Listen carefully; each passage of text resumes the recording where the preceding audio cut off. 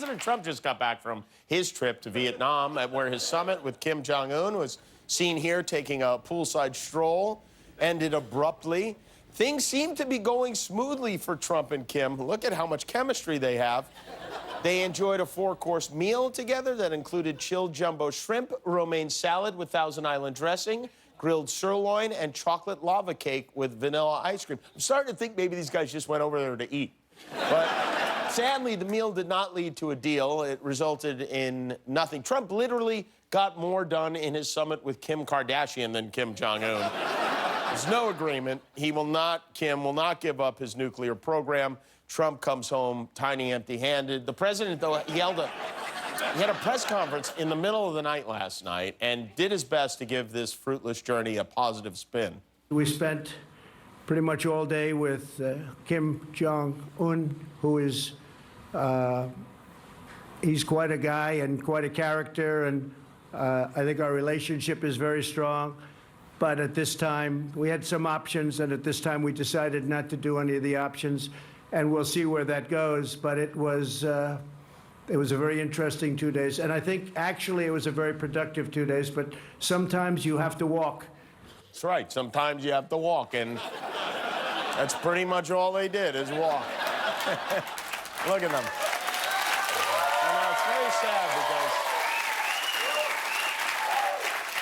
in another life, they could have been belly flop champions. And, you know, there was a time when Donald Trump wasn't even able to walk in Vietnam because of his terrible bone spurs, but thank God those held up. How about Trump calling Kim Jong Un quite a guy and quite a character? What a character. He poisoned his brother and put his uncle in front of a firing squad. What a hoot. The one thing it seems that we got out of this trip was a rare opportunity to hear Kim Jong Un's voice. You know, he rarely does interviews or takes questions, especially from Western reporters. But in Hanoi, we finally got a chance to hear Kim Jong Un speak. Kim, are you confident? 김원장님 자신 있으십니까? 적당하긴 있다고 생각합니다. Well, it's too early to tell. 예단하긴 않겠습니다. But I wouldn't say that I'm pessimistic. 그러나 나의 직감으로 보면 좋은 결과 생길 거라고 믿습니다. Oh, he's like a gremlin. You know, in North Korea, helium is the only thing they have to eat, so it makes sense.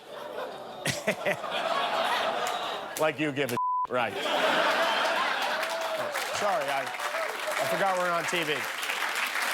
President Trump, for his part, is doing everything he can to present this as a positive development. He claims that despite the fact that talks ended early, there are no hard feelings between him and his new little friend.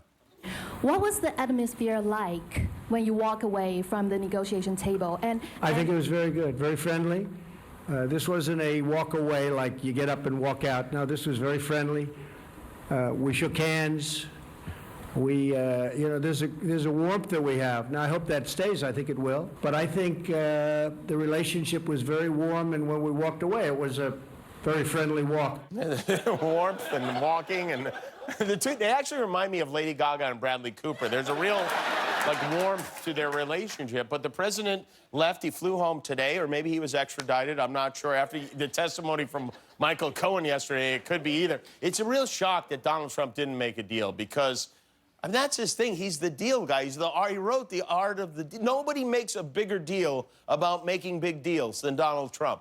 You have to get people in, grab them, hug them, kiss them, and get the deal done. I'm doing deals all over the place. I've done great deals with China. We're going to make great deals. We are making great deals. We just made one of the great deals ever. I've made some of the great deals. This is one of the great deals ever. Great deals. You're getting good deals. They're getting great deals. Massive deals. Tremendous deals. But a fair deal. Fair deal. It's a great deal. Great deals. One of the best deals. Great deal. Sounds like a great deal. It's a great deal. It's a great deal. A great deal. Biggest deal ever made. The best deals. No bad deals. I'm a very good deal maker. I'm a great deal maker. I'm a deal maker. I've made deals all my life. I do really well. I make great deals. Deal or no deal? I say no deal.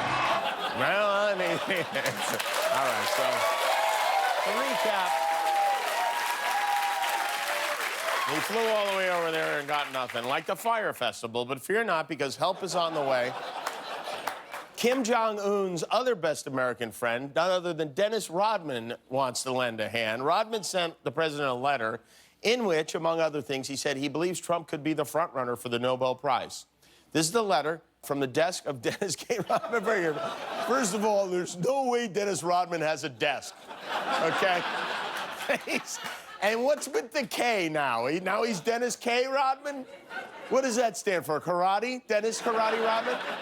Think he added the K because Donald uses the J and he became, I think, so probably. Anyway, the letter from Dennis K. says, I write today as your ambassador of goodwill to North Korea. As your staff is aware, based on our discussions, you have my continued and strong commitment to assisting in your talks with North Korea and blah, blah, blah. And while I will not be able to attend the Hanoi events, I plan on following up with you and your team and my friend, Chairman. I like that he's not able to attend, as if he was invited to attend. It's like Gary Busey apologizing for not going to the royal wedding. I'm so sorry. This is also nuts. Imagine waking up from a coma like 15 years ago and hearing Dennis K. Rodman is helping President Trump campaign for a Nobel Peace Prize for his summit with the leader of North Korea. I'd probably ask to be put back to sleep. If you like that video, click subscribe and we'll be together until one of us dies.